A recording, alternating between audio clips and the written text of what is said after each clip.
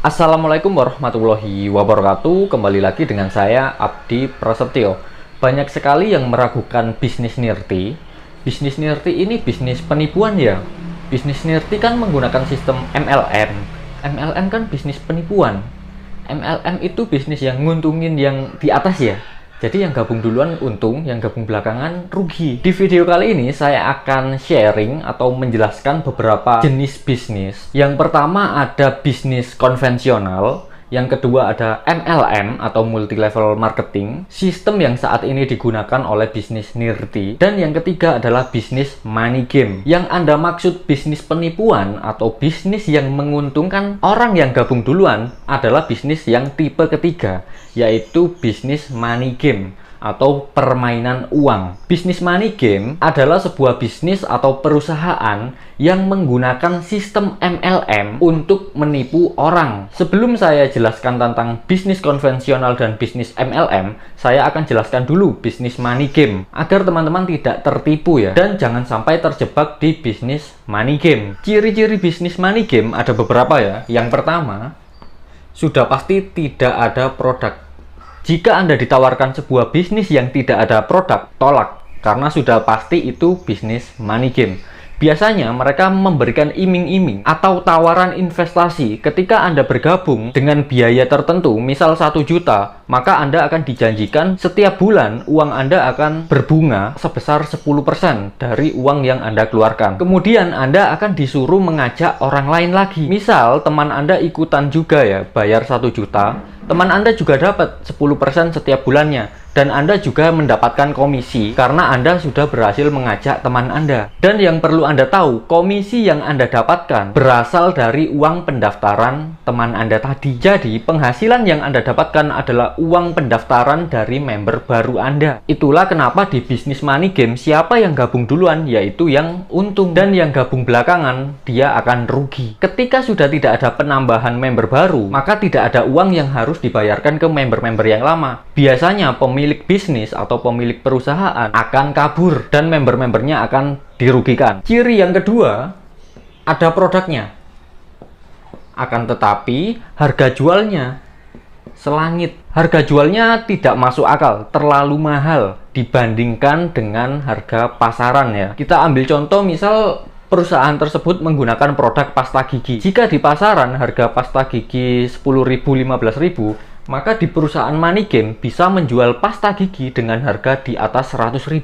Jadi ketika Anda bergabung di bisnis seperti itu dan Anda ingin mendapatkan keuntungan dari jualan produk, itu tidak bisa karena harga jualnya sudah tidak masuk akal. Yang harus Anda lakukan jika Anda ingin mendapatkan hasil, kembali lagi rekrut member baru lagi. Jadi rekrut member terus teman-teman. Ketika tidak ada perkembangan member baru, tidak ada pertambahan member baru, maka Anda tidak akan mendapatkan penghasilan. Ciri yang ketiga, bisnis money game ya, permainan uang, biasanya menggunakan sistem menabung atau cicil. Mereka pura-pura ada produk ya, misal produknya emas atau umroh. Jadi sistemnya cicil atau tabung, Anda akan disuruh menabung setiap bulan dan dijanjikan ketika beberapa tahun Anda bisa umroh atau akan mendapatkan emas dan lain sebagainya. Yang kedua adalah jenis bisnis konvensional. Tentu semua bisnis sifatnya adalah menjual produk. Produk biasanya diproduksi oleh pabrik ya. Dari pabrik kemudian menuju ke distributor. Dari distributor biasanya ke grosir. Kemudian baru ke toko. Dan yang terakhir ke konsumen. Biasanya harga dari pabrik menuju ke konsumen rata-rata naik menjadi 60%. Kenapa? Karena distributor tentu ingin untung kan. Harganya akan dinaikkan 10%, grosir akan mengambil keuntungan 15%, dan toko biasanya mengambil keuntungan 25%. Kemudian konsumen tentu tahu produknya bukan dari toko, grosir, atau distributor ya. Mereka tahu dari mana? Dari iklan. Iklan di TV, di koran, dan lain sebagainya. Biaya iklan biasanya 10%. Jadi total biaya distribusi adalah 60%. Hampir semua bisnis atau produk di sekitar Anda menggunakan sistem distribusi konvensional seperti ini, seperti sampo, rokok, sabun, dan lain sebagainya. Saya tidak terlalu membahas di bisnis konvensional ya. Yang akan saya bahas yaitu di bisnis Yang tipe ketiga yaitu bisnis multi level marketing atau MLM yang saat ini digunakan di bisnis Nirti. Bisnis MLM akan memangkas jalur distribusi ini, teman-teman. Jadi dari pabrik itu langsung ke perusahaan. Misal Nirti ya, perusahaan kami, dan dari perusahaan langsung ke konsumen. Yang 60% ini akan dibagikan ke konsumen atau ke member berbentuk komisi sponsor, pasangan reward, dan lain-lain. Inilah alasan kenapa bisnis Nirti atau bisnis yang menggunakan sistem MLM tidak mempromosikan produknya melalui iklan TV. Jadi ketika Anda menjual produk Nirti ke teman Anda bernama si A, maka Anda akan mendapatkan bonus karena Anda sudah menjadi bintang iklan atau yang memasarkan. Ketika si A menjual ke temannya lagi si B, maka si A juga akan mendapatkan bonus karena si A juga sudah menjadi bintang iklan atau memasarkan produk dari Nirti. Dan satu lagi, jika di bisnis konvensional biasanya bersyarat ya, untuk distributor biasanya harus minimal belanja 10.000 pieces.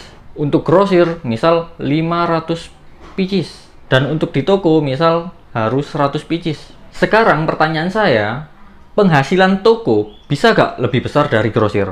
Tentu tidak. Kenapa? Dalam sehari saja toko hanya dibatasi menjual 100 pieces, sedangkan grosir dibatasi menjual 500 pieces. Kemudian, apakah grosir bisa melebihi penghasilan distributor? Tentu tidak bisa, karena grosir menjual 500 pieces dan distributor menjual 100 pieces. Sedangkan di bisnis Nirti, meskipun posisi Anda di bawah, Anda bisa berpenghasilan lebih besar.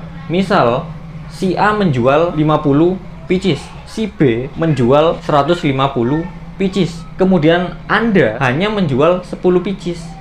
Meskipun posisi Anda di atas sendiri, maka penghasilan Anda akan kalah dengan orang yang menjual 150 pieces meskipun posisinya di bawah sendiri. Jika Anda beranggapan bisnis Nirti hanya menguntungkan orang yang gabung duluan, itu salah. Yang lebih untung yang di atas, itu salah. Justru bisnis Nirti menggunakan sistem yang melawan konsep memperkaya yang di atas. Dan satu lagi yang masih sering ditanyakan ya, ketika saya bergabung di bisnis Nirti, 1 bulan pertama tim saya berkembang, tim kiri berkembang, tim kanan berkembang. Kemudian di bulan berikutnya berhenti, stuck, tidak ada penambahan member baru. Apakah saya tidak bisa mendapatkan keuntungan? Jawabannya bisa.